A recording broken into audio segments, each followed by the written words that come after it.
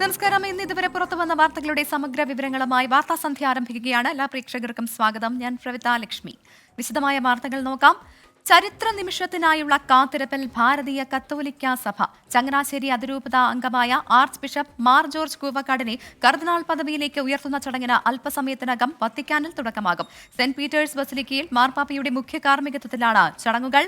വത്തിക്കാനിൽ ചടങ്ങുകൾ നടക്കുന്ന സമയം ഇടവക പള്ളിയായ ചങ്ങനാശ്ശേരി അതിരൂപതയിലെ മാമൂട് ലൂർദ് മാതാ പള്ളിയിലും പ്രത്യേക പ്രാർത്ഥനകൾ നടക്കും. വിവരങ്ങളുമായി സജോ ദേവസ്യ മാമൂട് ലൂർദ് മാതാ പള്ളിയിൽ നിന്ന് ചേരുന്നുണ്ട്.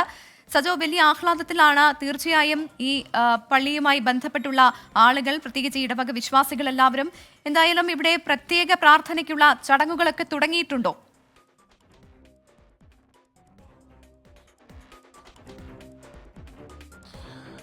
പ്രവിത, ഭാരത സഭയെ സംബന്ധിച്ച്, കേരള സഭയെ സംബന്ധിച്ച് അത്യാഹ്ലാദത്തിന്റെ മുഹൂർത്തം എന്ന് പറയാം.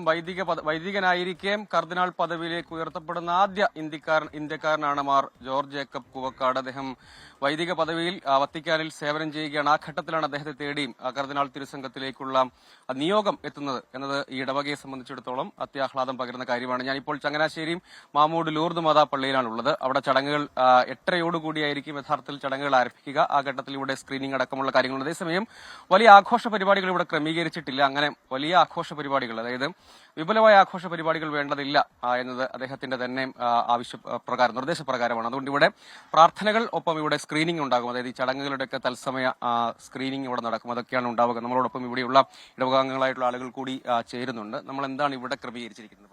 നമ്മൾ ഇന്ന് ഇപ്പം 3 കുർബാന ഉണ്ടായിരുന്നു. ആ കുർബാനകളിലെല്ലാം അഭിവന്ധ്യ പിതാവിന് വേണ്ടി സമർപ്പിച്ചാണ് വിശുദ്ധ കുർബാനകൾ അർപ്പിച്ചത്. അതിനുശേഷം വൈകുന്നേരം വത്തിക്കാന് പ്രോഗ്രാം നടക്കുന്ന സമയത്ത് തന്നെ നമ്മൾ ലൈവ് ടെലികാസ്റ്റിംഗ് ഇടവക്കാർക്ക് വേണ്ടി പള്ളിയിൽ തന്നെ അറേഞ്ച് ചെയ്തിട്ടുണ്ട്. അദ്ദേഹം തന്നെ നമ്മളോട് ആവശ്യപ്പെട്ടിരുന്നു വലിയ രീതിയിലുള്ള ആഘോഷ പരിപാടികൾ ഇടവ ദേവാലയത്തിൽ നടത്തണ്ട. അദ്ദേഹം ഒരു കരുണയുടെ സന്ദേശം പകരുന്ന ആളാണ്. പാവപ്പെട്ടവരെ സഹായിക്കുക എന്നുള്ളതാണ് അദ്ദേഹം പ്രധാനമായിട്ട് ഉദ്ദേശിക്കുന്നത്. അതുകൊണ്ട് നമ്മളും അങ്ങനെ തന്നെയാണ്. നമ്മൾ കുറച്ച് പാവപ്പെട്ട കുടുംബങ്ങൾക്ക് വീട് വെച്ചു കൊടുക്കാനും ജീവകാരുണ്യ വിദ്യാഭ്യാസ സഹായമൊക്കെ ചെയ്യുവാനും വേണ്ടിയാണ് ഇടവകയും ആലോചിക്കുന്നത്. അപ്പോൾ നമ്മൾ ലൈവ് ടെലികാസ്റ്റ് ഉണ്ട്. ഇടപെടുകയാണ്. ഇപ്പോൾ വത്തിക്കാനിൽ നിന്ന് ചാണ്ടിയുമ്മൻ നമ്മളോടൊപ്പം ചേരുകയാണ്. ശ്രീ ചാണ്ടിയുമ്മൻ, അങ്ങനെ വത്തിക്കാനിൽ എല്ലാ ഒരുക്കങ്ങളും പൂർത്തിയായിട്ടുണ്ട്. ചരിത്ര നിമിഷത്തിന് സാക്ഷിയാകാൻ അങ്ങ് ഉൾപ്പെടെയുള്ള സംഘവും അവിടെ ഉണ്ടല്ലോ. അവിടുത്തെ പ്രാർത്ഥനാ ചടങ്ങുകൾ, ഇതുമായി ബന്ധപ്പെട്ടൊക്കെ എന്തൊക്കെ കാര്യങ്ങളാണ് 24-മായി പങ്കുവയ്ക്കാനാവുക? വളരെയധികം സന്തോഷമുള്ള ദിവസമാണ്. പ്രത്യേകിച്ച് നമ്മുടെ ഒരു സഹോദരൻ ഒരാള് വത്തിക്കാന്റെ അതുപോലെ കത്തോലിക്ക സഭയുടെ ഏറ്റവും വലിയ പദവികളിലൊന്നായ കർദിനാൾ പദവിയിൽ എത്തുന്നു എന്നുള്ളത് നമ്മുടെ നാടിനെ സംബന്ധിച്ച്, പ്രത്യേകിച്ച് ഞങ്ങൾ ഓരോ കോട്ടയംകാരെ സംബന്ധിച്ചും വളരെ സന്തോഷമുള്ള ഒരു ദിവസം കൂടിയാണ്. വ്യക്തിപരമായി എന്നെ സംബന്ധിച്ചാണെങ്കിൽ അദ്ദേഹം വഹിച്ച പങ്കാണ് സർവമത സമ്മേളനം വത്തിക്കാനിൽ ഇത്രയും മനോഹരമായി നടക്കുവാനുള്ള കാരണം. അദ്ദേഹം വളരെ താല്പര്യമെടുത്തിട്ടാണ് അതിന്റെ എല്ലാ ക്രമീകരണവും ഇവിടെ നടത്തിയത്. വളരെ ഭംഗിയായി ഇവിടെ ഇത് നടത്തിയതിന്റെ കാരണം അദ്ദേഹത്തിന്റെ നിലപാടാണ്. ഓഗസ്റ്റ് 13 ആദ്യമായി മാർപ്പാപ്പയെ കാണുവാനുള്ള സാഹചര്യം ഒരുക്കി. അദ്ദേഹത്തിന്റെ പെർമിഷൻ എടുത്ത് അതുപോലെ തന്നെ വീരേശ്വരാനന്ദ സ്വാമികൾ, അതുപോലെ ബാബു രാജൻ, 2 പേര്, ഞങ്ങൾ 3 പേരെ ചെന്ന് മാർപ്പാപ്പയെ കാണുവാനും ഈ സമ്മേളനത്തിലുള്ള പെർമിഷൻ എടുക്കുകയും നവംബറിൽ സംഘടിപ്പിക്കാമെന്ന് എഗ്രി ചെയ്യുകയും ചെയ്തു. അതിന്റെ തുടർച്ചയായി 30-ന് നടക്കുകയും പരിശുദ്ധ പിതാവ് ഞങ്ങളോടൊപ്പം 2 മണിക്കൂർ സമയം സ്പെൻഡ് ചെയ്തു. വന്ന എല്ലാവരെയും കണ്ടു. ചരിത്രത്തിൽ ആദ്യമായി ഒരു സംഭവം എന്നാണ് ഞാൻ മനസ്സിലാക്കുന്നത്. അപ്പോൾ അത്രയ്ക്ക് ധീരമായ ഒരു നിലപാട് എടുത്തത് നമ്മുടെ നാട്ടിലും നമ്മുടെ രാജ്യത്ത് സമാധാനം പുലരണം എന്നുള്ള അദ്ദേഹത്തിന്റെ ആഗ്രഹമാണ്. അതുകൊണ്ട് തന്നെയാണ് വളരെയധികം പരിപാടികൾ ഉണ്ടെങ്കിലും ഞാൻ ഇന്നും തുടർന്ന് നിൽക്കുന്നത്. ഞങ്ങളുടെ സംഘം നല്ലൊരു ശതമാനം ആൾക്കാർ ഇപ്പോഴും തുടരുകയാണ് അദ്ദേഹത്തിന്റെ ഈ പരിപാടിയിൽ പങ്കെടുക്കുവാൻ വേണ്ടി. ഇന്ത്യൻ സഭയെ സംബന്ധിച്ച്, ഭാരത സഭയെ സംബന്ധിച്ച് വലിയ ആദരം കൂടിയാണല്ലോ ഇത്. ഇതിന്റെ ഒരു ഭാഗമാകാൻ, ചരിത്ര നിമിഷത്തിന്റെ ഭാഗമാകാൻ അങ്ങേക്ക് കൂടി ഒരു ഭാഗ്യം ലഭിച്ചു എന്ന് പറയാമല്ലേ? തീർച്ചയായിട്ടും വലിയൊരു ഭാഗ്യമായിട്ട് തന്നെ കണക്കാക്കാൻ സാധിക്കും. കാരണം നിങ്ങൾക്കറിയാം, വളരെ ചുരുക്കം പേര് മാത്രമേ ഉള്ളൂ ലോകസഭയുടെ ചരിത്രത്തിൽ വൈദികരിൽ നിന്ന് കർദിനാൾ ആയിട്ടുള്ളത്. അങ്ങനെ വെച്ച് നോക്കുമ്പോൾ ഭാരതത്തിൽ തന്നെ ആദ്യമായിട്ടാണ് സംഭവം ഉള്ളത്. ഇത്രയും ചെറുപ്പത്തിൽ ഒരാളെ കർദിനാൾ ആക്കുക സാധ്യമല്ല. അപ്പോൾ ആദ്യമായിട്ട് അങ്ങനെ സംഭവം നടക്കുമ്പോൾ ആ ചരിത്ര നിമിഷം സഭയെ സംബന്ധിച്ചും ഭാരതത്തെ സംബന്ധിച്ചും വളരെ പ്രധാനമുള്ള ഒരു നാം നമുക്ക് മനസ്സിലാക്കാൻ സാധിക്കും. അതുകൊണ്ട് തന്നെയാണ് ഭാരതത്തിന്റെ സർക്കാർ തന്നെ പ്രത്യേകമായ ഒരു ഔദ്യോഗിക സംഘത്തെ ഇങ്ങോട്ട് അയച്ചിരിക്കുന്നത്. ശ്രീ കൊടിക്കുന്നിൽ സുരേഷ് MP അടക്കമുള്ളവർ, അദ്ദേഹത്തിന്റെ MP ആണ്. അടക്കമുള്ളവർ ഇവിടെ വന്നിരിക്കുന്നതിന്റെ കാരണവും അത് തന്നെയാണ് ഞാൻ മനസ്സിലാക്കുന്നത്. അദ്ദേഹത്തെ ഇന്ത്യയിലേക്ക് ക്ഷണിച്ചിട്ടുണ്ടെന്നും ഞാൻ മനസ്സിലാക്കുന്നു. തീർച്ചയായിട്ടും അതുകൊണ്ട് തന്നെ വലിയ ഒരു പ്രാധാന്യം രാജ്യത്തിനുണ്ട്, നമ്മുടെ സംസ്ഥാനത്തിനുണ്ട്, നമ്മുടെ നാടിനുണ്ട്. തീർച്ചയായിട്ടും അദ്ദേഹത്തിന്റെ നിലപാട് പരിശുദ്ധ പിതാവിനോട് ചേർന്ന് നിൽക്കുന്ന നിലപാടാണ്. ലോകത്ത് സമാധാനം പുലരണം, മതത്തിന്റെ പേരിൽ സംഘർഷം ഉണ്ടാകാൻ പാടില്ല എന്ന് പറയുമ്പോൾ അങ്ങനെ ഒരു ധീരനായ ഒരു നേതാവിനെയാണ് ഫ്രാൻസിസ് മാർപ്പാപ്പ ഈ കർദിനാളായിട്ട് ഉയർത്തുന്നത്. അതുകൊണ്ട് ഏതെങ്കിലും ഒരു മതത്തിന് മാത്രമല്ല, ലോകത്തിന് മൊത്തത്തിൽ ഉള്ള ഒരു സന്ദേശമാണ് അത് നൽകുന്നത്. തീർച്ചയായും 21 പേരെയാണെന്ന് മാർ ജോർജ് കൂവക്കാടനൊപ്പം കർദിനാൾ പദവിയിലേക്ക് ഉയർത്തുന്നത്. ഈ ചടങ്ങുകൾ എങ്ങനെയാകുമെന്ന് അങ്ങേക്ക് പ്രേക്ഷകരുമായിട്ട് പങ്കുവയ്ക്കാനാകുമോ? ഇവിടുത്തെ സമയം 4 മണിക്ക്, അതായത് ഇന്ത്യൻ സമയം 8:30-ക്കാണ് ചടങ്ങുകൾ തുടങ്ങുക. 1 മണിക്കൂറിലുള്ള ചടങ്ങാണുള്ളത്. ഇത് ഒരു മെത്ര അഭിഷേകമല്ല. ഒരു 2 പദവികളാണ് സഭയിലുള്ളത്. ഒന്ന് വൈദിക പട്ടം, 2 അതുപോലെ തന്നെ മെത്ര അഭിഷേകം. ഇത് അഭിഷേകമല്ല. അദ്ദേഹം ഓൾറെഡി ആർച്ച് ബിഷപ്പാണ്. അദ്ദേഹത്തെ കർദിനാളായി സഭയുടെ രാജകുമാരനായി ഉയർത്തുന്ന ഒരു ഫോർമൽ ചടങ്ങാണ്. അതുകൊണ്ട് തന്നെ വളരെ ചുരുക്കം സമയമാണ് അതിനുള്ളത്. 1 മണിക്കൂറോളം നിൽക്കുന്ന സമയമാണ് ഈ പരിപാടിക്കുള്ളത്. ഇന്ന് ഈ അവസരത്തിൽ പറയാനുള്ളത്. വളരെയധികം നന്ദി ശ്രീ ചാണ്ടിയുമ്മൻ. ഇപ്പോൾ ഈ ഒരു അവസരത്തിൽ 24 പ്രേക്ഷകരുമായി കൂടുതൽ വിവരങ്ങൾ പങ്കുവച്ചതിന്. ചരിത്ര നിമിഷത്തിനായുള്ള കാത്തിരിപ്പിലാണ് ഭാരത കത്തോലിക്ക സഭ. ചങ്ങനാശ്ശേരി അതിരൂപത അംഗമായ ആർച്ച് ബിഷപ്പ് മാർ ജോർജ് കൂവക്കാടിനെ കർദിനാൾ പദവിയിലേക്ക് ഉയർത്തുന്ന ചടങ്ങിന് അല്പസമയത്തിനകം വത്തിക്കാനിൽ തുടക്കമാകും. സെന്റ് പീറ്റേഴ്സ് ബസിലിക്കയിൽ മാർപ്പാപ്പയുടെ മുഖ്യ കാർമ്മികത്വത്തിലാണ് ചടങ്ങുകൾ നടക്കുക. വത്തിക്കാനിൽ ചടങ്ങുകൾ നടക്കുന്ന സമയം ഇടവക പള്ളിയായ ചങ്ങനാശ്ശേരി അതിരൂപതയിലെ മാമൂട് ലൂർദ് മാതാ പള്ളിയിലും പ്രത്യേക പ്രാർത്ഥനകൾ നടക്കുന്നുണ്ട്. സജോ ദേവസ്യ ചേരുന്നുണ്ട്. മാമൂട് ലൂർദ് മാതാ പള്ളിയിൽ നിന്നാണ് സജോ ചേരുന്നത്. സജോ, മുൻപ് സൂചിപ്പിച്ചതുപോലെ വലിയ ആഘോഷമൊന്നും അവിടെ ഇല്ല എങ്കിൽ പോലും വലിയ ആഹ്ലാദമുണ്ട് സഭാവിശ്വാസികളെ സംബന്ധിച്ച്. ഇനി ഇവിടുത്തെ പ്രാർത്ഥനാ ചടങ്ങുകൾ അത് എപ്പോഴായിരിക്കും ആരംഭിക്കുക? മാത്രമല്ല, ഇനി കൂടുതൽ ഇതുമായി ബന്ധപ്പെട്ടുള്ള വിശദാംശങ്ങൾ എന്തൊക്കെയാണ് നമ്മളുമായി പങ്കുവയ്ക്കാനാവുക അവിടെ നിന്ന്?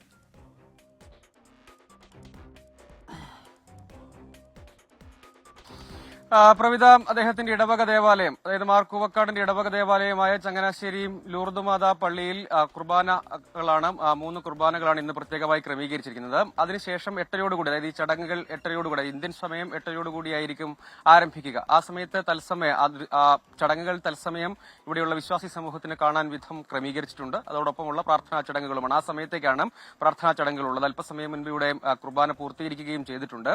സഭയെ സംബന്ധിച്ച്, പ്രത്യേകിച്ച് ലൂർദ് മാതാ ഇടവകയെ സംബന്ധിച്ച് വലിയ സന്തോഷവും ആഹ്ലാദവും ഒക്കെയുണ്ട്. അത് പൊതുവിൽ അങ്ങനെ മാത്രമല്ല. കാരണം മാർപ്പാപ്പ കഴിഞ്ഞാൽ ഉള്ള സഭയിലെ ഏറ്റവും ഉയർന്ന പദവി, അത്യുന്നത പദവിയാണ് കർദിനാൾ എന്ന് പറയുന്നത്. സാധാരണഗതിയിൽ അത് കരഗതമാവുക ബിഷപ്പ് അല്ലെങ്കിൽ ആർച്ച് ബിഷപ്പ് പദവിയിൽ ഇരിക്കുന്ന ആളുകൾക്കാണ്. പക്ഷേ ഇക്കാര്യത്തിൽ അങ്ങനെയല്ല. അതുകൊണ്ട് തന്നെ ഒരു അപ്രതീക്ഷിതമായ ഒരു നിയോഗമാണ് മാർ ജോർജ് ജേക്കബ് കൂവക്കാടിന് ലഭ്യമായിരിക്കുന്നത്. അദ്ദേഹം നേരത്തെ തന്നെ ഇവിടെ ജനിച്ചു. ഇവിടെ തന്നെയുള്ള ഈ ഇടവക അംഗങ്ങളായ ജേക്കബ് ലീലാമ ദമ്പതികളുടെ മകനായി ജനിച്ചു. അതിനുശേഷം പഠനം പൂർത്തിയാക്കി പിന്നീട് ബിരുദ പഠനത്തിന് ശേഷമാണ് അദ്ദേഹം സെമിനാരി പഠനത്തിലേക്ക് പ്രവേശിക്കുന്നത്. അതായത് ചങ്ങനാശ്ശേരി SB കോളേജിൽ കെമിസ്ട്രി പഠനം പൂർത്തിയാക്കുന്നു. അതിനുശേഷമാണ് വൈദിക പഠനത്തിന് വേണ്ടിയും ചേരുന്നത്. പിന്നീട് വൈദിക പഠനം പൂർത്തീകരിച്ചു ഉപരിപഠനം റോമിൽ നടത്തുന്നു. അതിനുശേഷം അദ്ദേഹം വത്തിക്കാന്റെ നയതന്ത്ര സർവീസിലാണ് യഥാർത്ഥത്തിൽ പ്രവർത്തിച്ചുകൊണ്ടിരുന്നത്. നയതന്ത്ര വിഭാഗത്തിലെ സെക്രട്ടറിയായും മറ്റും പ്രവർത്തിച്ചതിനു ശേഷം മാർപ്പാപ്പയുടെ യാത്രകൾ ഏകോപിപ്പിക്കുന്ന ചുമതലയാണ് അദ്ദേഹത്തിന് ലഭ്യമായിരുന്നത്. അതായത് മാർപ്പാപ്പയുടെ ഓഫീസിലടക്കം കേന്ദ്രീകരിച്ചുള്ള പ്രവർത്തനങ്ങളാണ്. അതിനിടെയാണ് അപ്രതീക്ഷിതമായ 51-കാരനായ അദ്ദേഹത്തിന് കർദിനാൾ നിയോഗം ലഭ്യമാകുന്നത്. നേരത്തെ ആർച്ച് ബിഷപ്പ് അദ്ദേഹം വൈദികൻ മാത്രമായിരുന്നു. ഇങ്ങനെയൊരു പ്രഖ്യാപനം വരുമ്പോൾ വൈദികൻ മാത്രമായിരുന്നു അദ്ദേഹം. പിന്നീട് ചങ്ങനാശ്ശേരിയിൽ വെച്ച് തന്നെ ആർച്ച് ബിഷപ്പ് പദവിയിലേക്ക് ഉയർത്തുന്ന മേൽപ്പെട്ട ചടങ്ങുകൾ പൂർത്തീകരിച്ചതാണ്. ഇപ്പോൾ അദ്ദേഹം ആർച്ച് ബിഷപ്പാണ്. അദ്ദേഹത്തിന് നിസിബിസ് കൽദായ രൂപത എന്നാണ് സ്ഥാനിക രൂപതയായി വത്തിക്കാൻ അനുവദിച്ച് നൽകിയിരിക്കുന്നത്. പ്രതീകാത്മകമായ ഒരു ചുമതലയാണ്. ഇനിയിപ്പോൾ ഇതൊരു മേൽപ്പെട്ട പദവിയല്ല യഥാർത്ഥത്തിൽ കർദിനാൾ പദവി. പക്ഷേ അതൊരു പ്രധാനപ്പെട്ട ടൈറ്റിലാണ്. സഭയുടെ രാജകുമാരൻ എന്ന് വിശേഷിപ്പിക്കുന്ന, അങ്ങനെ വിശേഷണമുള്ള ഒന്നാണ്. അദ്ദേഹം തുടർന്നും വത്തിക്കാനിൽ തന്നെയായിരിക്കും, വത്തിക്കാനിലെ നയതന്ത്ര വിഭാഗത്തിൽ തന്നെയായിരിക്കും തുടരുക. മറ്റെന്തെങ്കിലും ചുമതല മാർപ്പാപ്പ നൽകുന്നതിനനുസരിച്ചായിരിക്കും. അദ്ദേഹം ഇവിടെ ചങ്ങനാശ്ശേരിയിൽ പഠിച്ചുകൊണ്ടിരിക്കുന്ന സമയത്ത് തന്നെ അദ്ദേഹം CSM എന്ന സംഘടനയുടെ സംസ്ഥാന പ്രസിഡന്റ് പദവിയിലടക്കം അങ്ങനെ പ്രവർത്തിച്ച ആളാണ്. സജീവമായി സഭാ പ്രവർത്തനങ്ങളിൽ, വിശ്വാസികളുമായി ബന്ധപ്പെട്ട പ്രവർത്തനങ്ങളിലൊക്കെ സജീവമായി ഉണ്ടായിരുന്ന ആളാണ്. വിദ്യാർത്ഥി യുവജന പ്രവർത്തനങ്ങളിലൊക്കെ സജീവമായി ഉണ്ടായിരുന്ന ഒരാൾ കൂടിയാണ്. അങ്ങനെ ഈ ഇടവകയുമായും ചങ്ങനാശ്ശേരി അതിരൂപതയുമായും ഒക്കെ ബന്ധപ്പെട്ട് സജീവമായി പ്രവർത്തിച്ചിരുന്ന ഒരാളാണ്.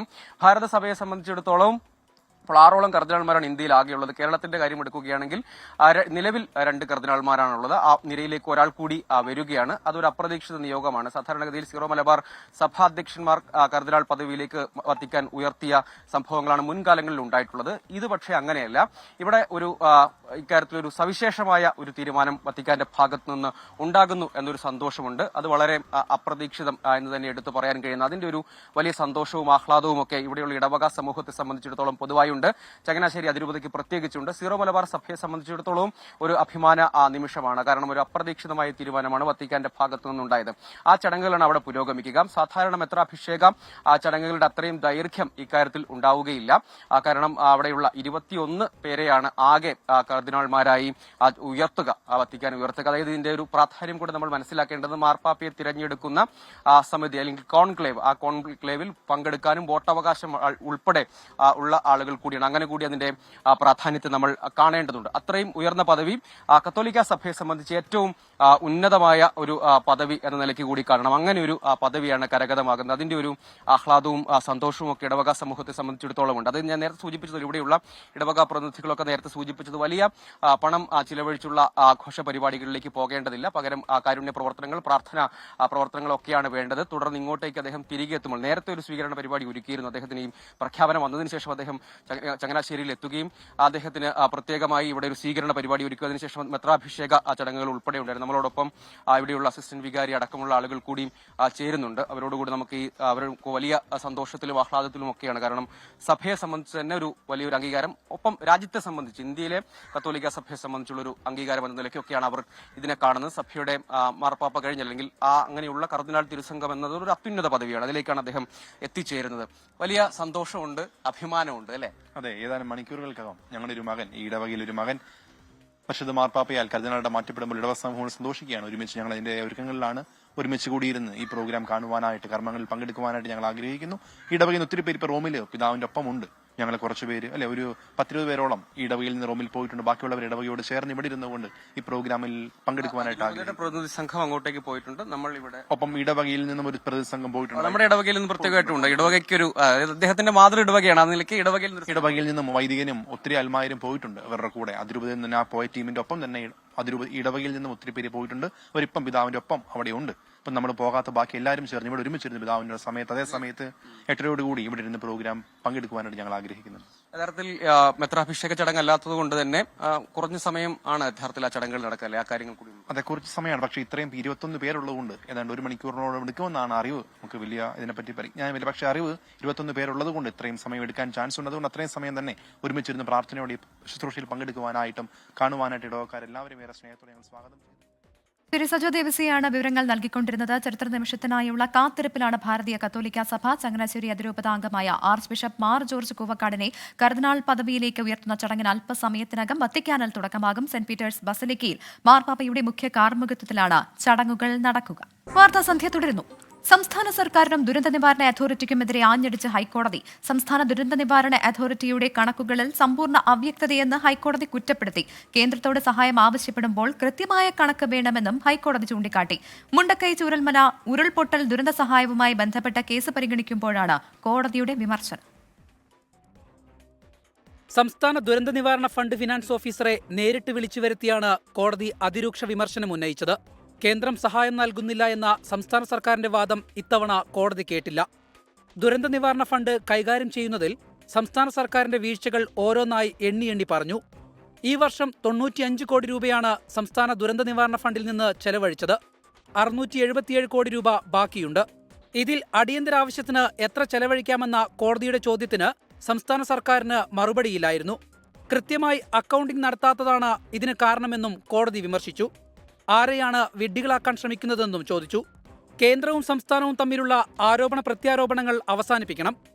SDRF ഫണ്ടിലെ നീക്കിയിരിപ്പ്, വിനിയോഗിച്ച തുക, ആവശ്യമായ തുക എന്നിവയുടെ കൃത്യമായ കണക്ക് ഹാജരാക്കാനും സംസ്ഥാന സർക്കാരിനോട് കോടതി നിർദ്ദേശിച്ചു. വ്യാഴാഴ്ച കണക്കുകൾ നൽകുമെന്ന് സർക്കാർ മറുപടി നൽകി. 24 കൊച്ചി. ദുരന്ത നിവാരണ അതോറിറ്റിയുടെ കൈവശം എല്ലാ കണക്കുകളും ഉണ്ടെന്നായിരുന്നു റവന്യൂ മന്ത്രി കെ രാജന്റെ പ്രതികരണം. ഇക്കാര്യം കോടതിയെ ബോധ്യപ്പെടുത്തുമെന്നും മന്ത്രി പറഞ്ഞു. പുനരധിവാസത്തിനായി സംസ്ഥാന സർക്കാർ ഒന്നും ചെയ്യുന്നില്ല എന്ന് പ്രതിപക്ഷ നേതാവ് VD സതീശൻ കുറ്റപ്പെടുത്തി. കേന്ദ്ര സംസ്ഥാന സർക്കാരുകൾ ഒരേപോലെ കുറ്റക്കാരെന്നും പ്രതിപക്ഷ നേതാവ് പറഞ്ഞു. വയനാട് പുനരധിവാസ പാക്കേജ് അട്ടിമറിച്ചത് സംസ്ഥാന സർക്കാരാണെന്ന് വ്യക്തമായെന്നായിരുന്നു BJP സംസ്ഥാന അധ്യക്ഷൻ കെ സുരേന്ദ്രന്റെ പ്രതികരണം. വാടക വീട്ടിലാണ് ആളുകൾ താമസിക്കുന്നത് പുനരധിവാസം വരെ. ആ വാടക STRFിൽ നിന്ന് കൊടുക്കാൻ പറ്റുമോ? കോടതി പരിശോധിച്ചാൽ മതി. STRFിൽ നിന്ന് കൊടുക്കാനാകില്ല. അത് CMDRFിൽ നിന്നാണ് കൊടുക്കുന്നത്. 1032 കുടുംബങ്ങൾക്ക് 10,000 രൂപ അടിയന്തര ധനസഹായം കൊടുത്തു. STRFിൽ നിന്ന് എത്ര കൊടുക്കാൻ പറ്റും? എത്ര കോടി കേരളത്തിലുണ്ടായാലും 5,000 ഒരാൾക്ക് കൊടുക്കാൻ പറ്റൂ. ബാക്കി 10,000-5,000 CMDRF നിന്ന് കൊടുക്കണം. സർക്കാരിൻ്റെ കയ്യിൽ വലിയ തുക കിട്ടിയിട്ടുണ്ടല്ലോ, ആ തുക ചെലവഴിക്കുന്നുണ്ടോ? അവിടെ എന്ത് റീഹാബിലിറ്റേഷൻ പ്രോസസ് നടക്കുന്നത്? ഒരു ദുരന്ത നിവാരണവും ഇല്ല. വീട് കൊടുക്കാൻ ആളുകൾ റെഡിയായി നിൽക്കുന്നു. 1000-ഓളം വീടുകളാണ് ഓഫറുള്ളത്. ആ വീട് കൊടുക്കാൻ സ്ഥലം സർക്കാർ തരുമെന്ന് പറഞ്ഞു. സ്ഥലം കൊടുക്കാൻ ഇത്ര മാസമായിട്ട് സർക്കാരിന് പറ്റിയിട്ടില്ല. വയനാട് പുനരധിവാസ പാക്കേജ് വൈകുന്നതിന് കാരണം കേന്ദ്ര സർക്കാരല്ല, സംസ്ഥാന ഗവൺമെൻറ്റാണ്. ഹൈക്കോടതി ഇന്ന് അത് ആവർത്തിച്ച് അടിവരയിട്ടിരിക്കുന്നു. വയനാട്ടിൽ ഹർത്താൽ നടത്തിയ LDFും UDFും ജനങ്ങളോട് മാപ്പ് പറയണം. ADM-ആയിരുന്ന കെ നവീൻ ബാബുവിന്റേത് തൂങ്ങി മരണം തന്നെയെന്ന പോസ്റ്റ്മോർട്ടം റിപ്പോർട്ട്. മരണം കൊലപാതകമെന്ന് കെ നവീൻ ബാബുവിന്റെ കുടുംബം സംശയം ഉന്നയിക്കുന്നതിനിടെയാണ് പോസ്റ്റ്മോർട്ടം റിപ്പോർട്ട് പുറത്തുവന്നത്. പോസ്റ്റ്മോർട്ടം പരിയാരം മെഡിക്കൽ കോളേജിൽ നടത്തരുത് എന്ന് ആവശ്യപ്പെട്ടെങ്കിലും അംഗീകരിച്ചില്ല എന്ന് നവീൻ ബാബുവിന്റെ ബന്ധു പ്രതികരിച്ചു. നവീൻ ബാബുവിന്റെ ദേഹത്ത് സംശയകരമായ പരുക്കുകളോ മുറിവുകളോ ഇല്ല. ആന്തരാവയവങ്ങളിൽ അസ്വാഭാവികതയില്ല. കെ നവീൻ ബാബുവിന്റേത് തൂങ്ങിമരണം തന്നെയെന്നാണ് പോസ്റ്റ്മോർട്ടം റിപ്പോർട്ട്. അതേസമയം സർക്കാർ ഹൈക്കോടതി നൽകിയ സത്യവാങ്മൂലത്തെ കുടുംബം തള്ളുകയാണ്. മൃതദേഹത്തിന് ഇൻക്വസ്റ്റ് അടക്കമുള്ള നടപടിക്രമങ്ങൾ കുടുംബത്തെ അറിയിച്ചില്ലെന്നാണ് പരാതി. പരിയാരത്ത് പോസ്റ്റ്മോർട്ടം നടത്തരുതെന്നും കോഴിക്കോട് നടത്തണമെന്നും ആവശ്യപ്പെട്ടിരുന്നുവെന്നും ബന്ധു advocate Anil P Nair. Inquest ഒക്കെ കഴിഞ്ഞ് ബോഡി പോസ്റ്റ്മോർട്ടത്തിൽ എടുത്ത ശേഷമാണ് നമ്മൾക്കുമായിട്ട് ഫസ്റ്റ് ഒഫീഷ്യൽ കമ്മ്യൂണിക്കേഷൻ ഉണ്ടാകുന്നത്. ആത്മഹത്യ ചെയ്യേണ്ട സാഹചര്യം ഉണ്ടായിരുന്നില്ല. ആത്മഹത്യ ചെയ്യേണ്ട സാഹചര്യം മറ്റൊന്നും ഉണ്ടായിരുന്നില്ല. പിറ്റേ ദിവസം ചാർജ് എടുക്കാൻ വേണ്ടി വരുന്ന ആളല്ലേ. കെ നവീൻ ബാബുവിനെ കൊലപ്പെടുത്തിയതാണെന്ന് സംശയിക്കാൻ കാരണങ്ങളില്ലെന്ന് പ്രത്യേക അന്വേഷണ സംഘം ഹൈക്കോടതിയിൽ ഇന്നലെ എതിർ സത്യവാങ്മൂലം നൽകിയിരുന്നു. CBI അന്വേഷണം ആവശ്യപ്പെട്ടുള്ള നവീൻ ബാബുവിന്റെ ഭാര്യ മഞ്ജുഷയുടെ ഹർജി ഹൈക്കോടതി തീർപ്പ് കൽപ്പിക്കാനിരിക്കെയാണ് സർക്കാർ കോടതിയിൽ സമർപ്പിച്ച പോസ്റ്റ്മോർട്ടം റിപ്പോർട്ടും പുറത്തുവന്നത്. 24 പത്തനംതിട്ട. സൗദി ജയിലിൽ കഴിയുന്ന അബ്ദുൾ റഹീമിന്റെ കേസ് നാളെ കോടതി പരിഗണിക്കും. അബ്ദുൾ റഹീമിന്റെ ജയിൽ മോചനത്തിനുള്ള ഉത്തരവ് നാളെ ഉണ്ടാകുമെന്നാണ് പ്രതീക്ഷ. ജയിൽ മോചനത്തിനായുള്ള കാത്തിരിപ്പിലാണ് അബ്ദുൾ റഹീമിനോടൊപ്പം കുടുംബവും മലയാളികൾ. കഴിഞ്ഞ നവംബർ 17-ന് അബ്ദുറഹീമിന്റെ ജയിൽ മോചനവുമായി ബന്ധപ്പെട്ട കേസ് റിയാദിലെ ക്രിമിനൽ കോടതി പരിഗണിച്ചിരുന്നുവെങ്കിലും അന്തിമ വിധി പറയുന്നത് ഡിസംബർ 8-ലേക്ക് നീട്ടിവെക്കുകയായിരുന്നു. നാളെ കോടതി വീണ്ടും കേസ് പരിഗണിക്കുമ്പോൾ അബ്ദുറഹീമിന്റെ ജയിൽ മോചനത്തിനുള്ള ഉത്തരവുണ്ടാകുമെന്നാണ് പ്രതീക്ഷ. ജൂലൈ 2-ന് വധശിക്ഷ റദ്ദാക്കിയിട്ടുണ്ടെങ്കിലും പബ്ലിക് ഒഫൻസുമായി ബന്ധപ്പെട്ട കേസിൽ തീർപ്പാകാത്തതിനാലാണ് ജയിൽ മോചനം നീണ്ടുപോയത്. നാളെ ജയിൽ മോചന ഉത്തരവുണ്ടായാൽ അത് മേൽക്കോടതിയും ഗവർണറേറ്റും അംഗീകരിക്കേണ്ടതുണ്ട്. ഇതിനുശേഷമാകും അബ്ദുറഹീം ജയിൽ മോചിതനാകുന്നതും നാട്ടിലേക്ക് മടങ്ങുന്നതും.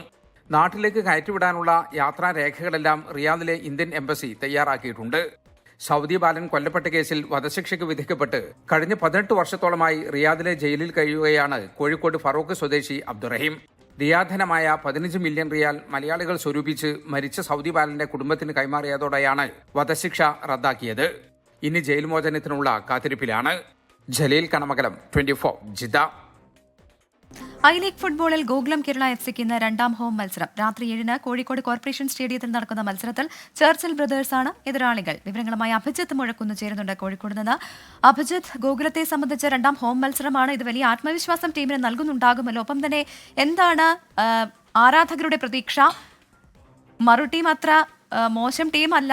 ഒപ്പം വലിയൊരു മത്സരം കാഴ്ചവെക്കാൻ ഗോകുലത്തിനാകുമെന്നുള്ള പ്രതീക്ഷ അവർക്കുണ്ടോ?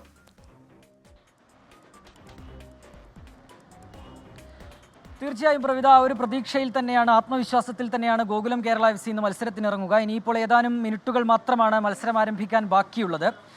കോഴിക്കോട് കോർപ്പറേഷൻ സ്റ്റേഡിയത്തിലേക്ക് ആരാധകരൊക്കെ എത്തിത്തുടങ്ങിയിട്ടുണ്ട്. ഗാലറിക്കകത്ത് അവർ വലിയ ആത്മവിശ്വാസത്തിൽ, വലിയ പ്രതീക്ഷയിൽ ഗോകുലം കേരളയുടെ കളി കാണാൻ എത്തിയിട്ടുണ്ട്. കഴിഞ്ഞ ദിവസം ആന്റോണിയോ റുവേഡെ, ഗോകുലം കേരള FC-യുടെ കോച്ച്, പറഞ്ഞൊരു കാര്യം തങ്ങൾ ആരാധകരെ നിരാശരാക്കില്ല എന്നുള്ളത് തന്നെയാണ്. ഇന്ന് ചർച്ചിൽ ബ്രദേഴ്സിനെ രണ്ടാം ഹോം മത്സരത്തിൽ നേരിടുമ്പോൾ അത് തന്നെയാണ് ഗോകുലം കേരളയുടെ ഒരു പ്രതീക്ഷ. ഇന്ന് കഴിഞ്ഞ മത്സരത്തിൽ, ഇവിടെ വെച്ച് നടന്ന മത്സരത്തിൽ സമനിലയായിരുന്നു. പക്ഷേ ഇത്തവണ ചർച്ചിൽ ബ്രദേഴ്സിനെ തോൽപ്പിച്ചുകൊണ്ട് പോയിന്റ് പട്ടികയിൽ ഒന്നാമതെത്തുക എന്നുള്ള ഒരു തീരുമാനത്തിൽ തന്നെയാണ് ഗോകുലം കേരള ഇറങ്ങുന്നത്. ഞാൻ സൂചിപ്പിച്ചതുപോലെ തന്നെ പോയിന്റ് പട്ടികയിൽ 6-ാമതാണ്. ഒരു വിജയം ഗോകുലത്തിന് അനിവാര്യമാണ്. പോയിന്റ് പട്ടികയിലേക്ക് മുന്നിലേക്ക് എത്തണം. ISL അടക്കമുള്ള വലിയ മോഹങ്ങൾ ഗോകുലത്തിന് മുന്നിലുണ്ട്. അതുകൊണ്ട് തന്നെ ഇന്നത്തെ മത്സരം വലിയൊരു മാർജിനിൽ വിജയിക്കുക, അത് തന്നെയാണ് ഗോകുലം കേരള ലക്ഷ്യമിടുന്നത്. ആരാധകരെത്തിയിട്ടുണ്ട്. വലിയ പ്രതീക്ഷയിലാണ്, വലിയ ആവേശത്തിലാണ് ആരാധകരും ഒപ്പം തന്നെ കളിക്കാരും. പ്രവിധ, അഭിജിത്ത് മുഴക്കുന്നാണ് വിവരങ്ങൾ നൽകിയത്. ശരണം സന്നിധാനം. സൈക്കിൾ പ്യൂർ അഗർബത്തി ശരണം സന്നിധാനം സമർപ്പിക്കുന്നത് അഗർബത്തി എന്നാൽ സൈക്കിൾ.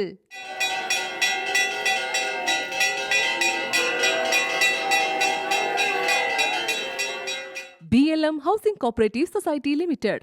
ശബരിമലയിലെ ചടങ്ങുകൾ സമർപ്പിക്കുന്നത് Bharat Lajna multi state housing cooperative society limited.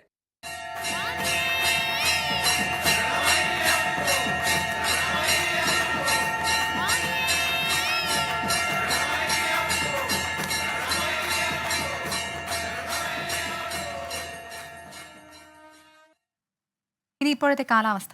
ഇപ്പോഴത്തെ കാലാവസ്ഥ സമർപ്പിക്കുന്നത് Berger paints 100 years of trust.